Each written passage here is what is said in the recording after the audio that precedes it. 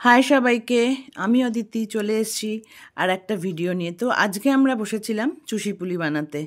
তো খুব একটা বানানোর ইচ্ছা ছিল না, তবে বাবন আর অলি খুব জোরাজুরি করাতে বললাম ঠিক আছে বানাতে পারি যদি তোমরা হেল্প করে দাও। তো অলিও এতক্ষণ আমার সঙ্গে চুষি পুলি বানিয়েছে, চুষি বানিয়েছে, এখন ভিডিও করে দিচ্ছে। আর বাবন আর আমি বসে পড়েছি, বললাম দুজনে চলো বানাই। আসলে বানাতেও ভাল লাগে, খেতেও ভাল লাগে, কিন্তু না একা একা ভালো লাগে না। এই যে আমার পুলি রেডি, এইদিকে চুষিও রেডি, ওইদিকে দুধও ফোটাতে বসিয়ে দিয়েছি। দুধটা ফুটে একটু ঘন হলে তারপরে এগুলো ছাড়বো। তো মোটামুটি দুধটা এখন ফুটে ভালোই ফুটে গেছে, ঘন হয়ে গেছে, 2-3 বার নাড়িয়েও দেখে নিলাম, ভালোই ঘন হয়ে গেছে দুধটা।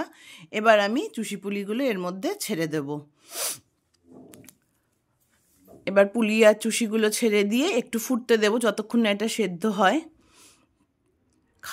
এইসব খাওয়া খেতেও ভালো লাগে, বানাতেও ভালো লাগে, কিন্তু একার জন্য কিছু ভালো লাগে না। সবাই মিলে করলে বা একা বানাতেও ভালো লাগে না। সবাই হাত দিল বলে আজকে হয়েও গেল, সবাই মিলে করলে ভালো লাগে। তারপরে দিয়ে দিলাম মিল্কমেড আর আজকে পাটালি দিয়েই বানিয়েছি, ঘরে পাটালিও ছিল অনেকটা, তো ভাবলাম পাটালি আর মিল্কমেড দিয়ে বানিয়ে ফেলি, খেতে টেস্টিও হবে।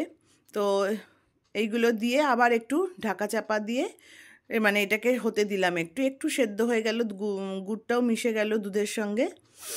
ব্যাস, এই যে কমপ্লিট আমার চুষি পুলি। কেমন হলো জানিও। চলো টাটা, আবার পরে কথা হবে।